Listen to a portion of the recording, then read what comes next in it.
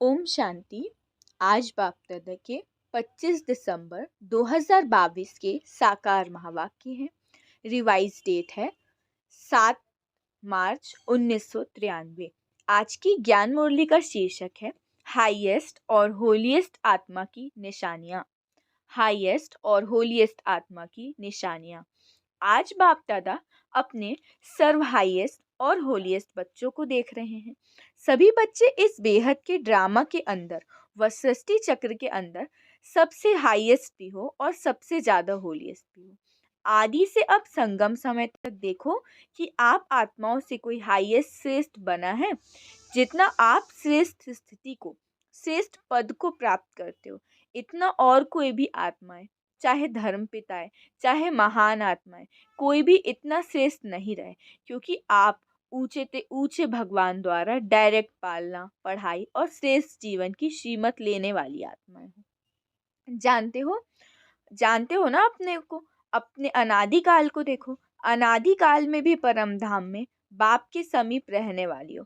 अपना स्थान याद है ना, तो अनादि काल में भी हाईएस्ट हो, समीप साथ हो, और आदि काल में भी सृष्टि के चक्र के सतयुग काल में देव पद प्राप्त करने वाली आत्मा हो। देव आत्माओं का समय आदिकाल भी सर्वश्रेष्ठ है और साकार मनुष्य जीवन में सर्व प्राप्ति संपन्न श्रेष्ठ हो। सृष्टि चक्र के अंदर ये देव पद अर्थात देवता जीवन ऐसी जीवन है जहाँ तन मन धन जन चारों ही प्रकार की प्राप्तियां प्राप्त हैं। अपनी देवी जीवन याद है कि भूल गए? अनादिकाल भी याद आ गया, आदिकाल भी याद आ गया। अच्छी तरह से याद करो तो दोनों समय में हाईएस्ट हो। उसके बाद मध्यकाल में आओ। अब बाबा हमें सृष्टि के आदि मध्य अंत में अपनी अपनी जो स्थिति है उसके बारे में बता रहे हैं। तो उसके बाद मध्यकाल में आओ तो द्वापर में आप आत्माओं के जड़ चित्र बनाते हैं, अर्थात पूज्य आत्माएं बनते हो। पूज्य में भी देखो सबसे विधि पूर्वक पूजा देव आत्माओं की होती है। आप सबके मंदिर बने, डबल विदेशियों के मंदिर बने कि सिर्फ भारतवासियों के बनते? नहीं, सबके बने हुए हैं ना। जैसे देव आत्माओं की पूजा होती है, ऐसे और किसी आत्माओं की पूजा नहीं होती। कोई महात्मा वगैरह के मंदिर में बिठा भी देते, लेकिन ऐसे भावना और विधि पूर्वक हर कर्म की पूजा ऐसी नहीं होती। तो मध्य काल में भी पूज्य रूप में श्रेष्ठ हाईएस्ट हो। अब अंत में आओ, संगम युग पर भी ऊंचे ते ऊंचे ब्राह्मण आत्माएं, ब्राह्मण सो फरिश्ता आत्माएं बनते हो। तो अनादि आदि मध्य और अंत हाईएस्ट हो गए। है इतना नशा? बाबा पूछ रहे हैं कि बाबा ने अब गिना दिया कि कब कब आप क्या क्या थे, क्या क्या बने थे और कितने हाईएस्ट थे। और बाबा पूछ रहे हैं अब कि अब आपको रूहानी नशा है? अभिमान नहीं, लेकिन स्वमान। स्वमान का नशा है, स्व अर्थात आत्मा का, श्रेष्ठ आत्मा का रूहानी नशा। तो सारे चक्र में हाईएस्ट भी हो और साथ साथ होलीएस्ट भी हो। चाहे और आत्माएं भी होली अर्थात पवित्र बनती हैं, लेकिन आपकी वर्तमान समय की पवित्रता, फिर देवता जीवन की पवित्रता सभी से श्रेष्ठ और न्यारी है। इस समय भी संपूर्ण पवित्र अर्थात होली बनते हो। संपूर्ण पवित्रता की परिभाषा बहुत श्रेष्ठ और सहज है। संपूर्ण पवित्रता का अर्थ है स्वप्न मात्र भी अपवित्रता मन और बुद्धि को टच नहीं करे। इसी को कहा जाता है सच्चे वैष्णव। चाहे अभी नंबरवार पुरुषार्थी हो, लेकिन पुरुषार्थ का लक्ष्य संपूर्ण पवित्रता का है। और सहज पवित्रता को धारण करने वाली आत्माएं सहज क्यों है? क्योंकि हिम्मत बच्चों की और मदद सर्वशक्तिवान बाप की, इसलिए मुश्किल व असंभव भी संभव हो गया और नंबरवार हो रहा है। तो होली अर्थात पवित्र भी श्रेष्ठ स्थिति का अनुभव आप ब्राह्मण आत्माओं का है। तो अब पवित्रता आपको सहज लगती है या मुश्किल लगती है? तो संपूर्ण पवित्रता मुश्किल है या सहज है? कभी मुश्किल कभी सहज। संपूर्ण बनना है तो लक्ष्य तो हाईएस्ट है ना, कि लक्ष्य ही ढीला तो कोई बात ही नहीं, सब चलता है। नहीं, ये तो नहीं सोचते कि थोड़ा बहुत होता है, ये तो नहीं सोचते कि थोड़ा तो चलता है, चला तो किसको क्या पता पड़ता है।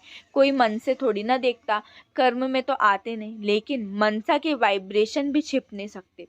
चलाने वाले को बाप दादा अच्छी तरह से जानते, ऐसे आउट नहीं करते, लेकिन नाम में भी आउट कर सकते। अभी नहीं करते। चलाने वाले स्वयं चलते चलाते चलाते त्रेता तक पहुंच जाएं, लेकिन लक्ष्य सभी का संपूर्ण पवित्रता का है। अब फिर बाबा ने आगे कहा, सबसे अच्छे से अच्छा श्रेष्ठ रंग कौन सा है?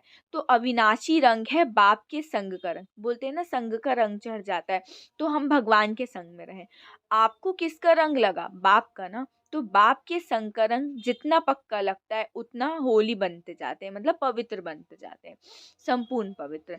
तो संग का रंग सहज है, संग में रहो, रंग आप ही लग जाएगा, मेहनत करने की भी आवश्यकता नहीं। संग में रहना आता है कि डबल विदेशियों का अकेला रहना, अकेलापन महसूस करना जल्दी आता है। कभी कभी कंप्लेन आती है कि मैं अपने को अकेला महसूस करती हूँ। क्यों अकेले रहते हो? क्यों अकेलेपन महसूस करते हो? आदत है। इसीलिए ब्राह्मण आत्माएं एक सेकंड भी अकेले नहीं हो सकती। हो सकती है?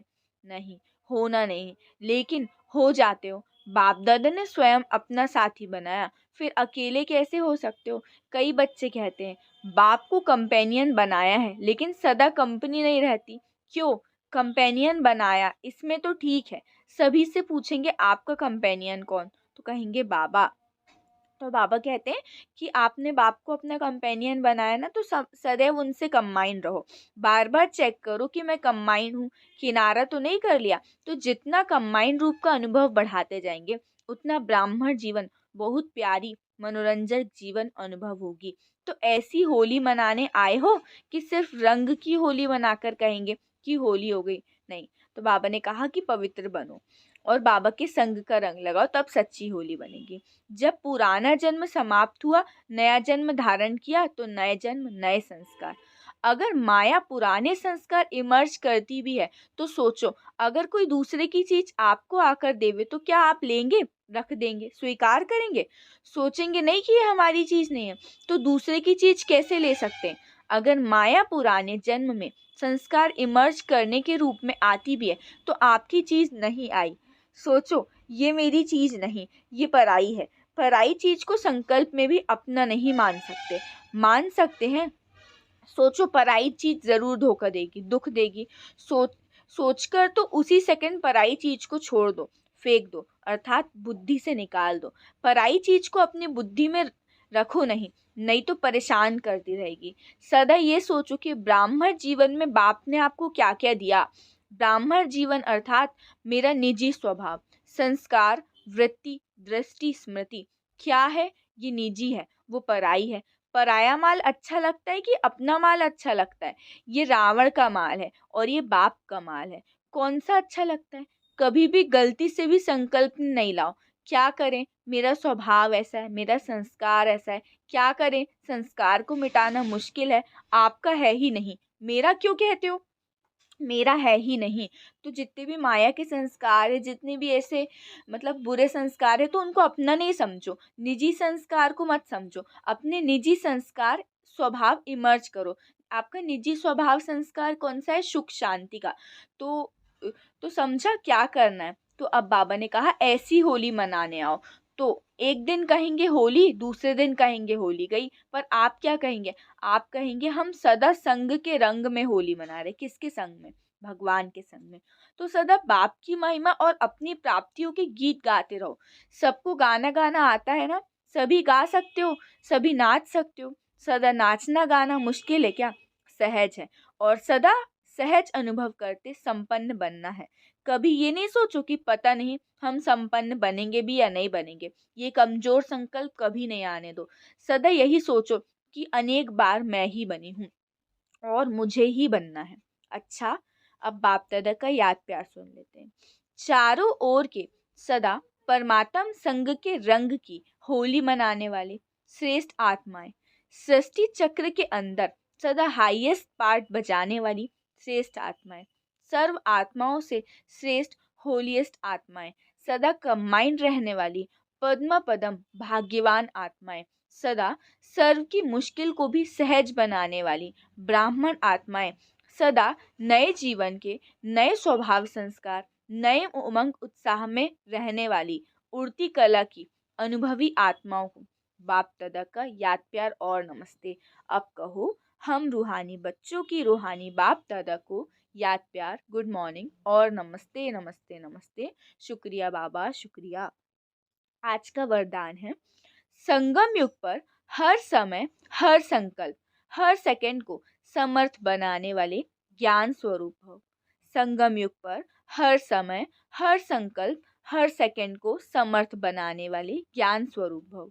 विस्तार है, ज्ञान सुनने और सुनाने के साथ साथ ज्ञान को स्वरूप में लाओ। ज्ञान स्वरूप वह है जिसका हर संकल्प, बोल और कर्म समर्थ हो मतलब कि व्यर्थ बिल्कुल भी ना हो। सबसे मुख्य बात, संकल्प रूपी बीज को समर्थ बनाना। यदि संकल्प रूपी बीज समर्थ है तो वाणी कर्म संबंध सहज ही समर्थ हो जाता है। ज्ञान स्वरूप माना हर समय, हर संकल्प, हर सेकंड समर्थ। जैसे प्रकाश है तो अंधियारा नहीं, तो ऐसे समर्थ है तो व्यर्थ हो नहीं सकता। स्लोगन है, सेवा में सदा जी हाजिर करना, यही प्यार का सच्चा सबूत है। सेवा में सदा जी हाजिर करना, यही प्यार का सच्चा सबूत है। अच्छा, ओम शांति, ओम शांति, ओम शांति।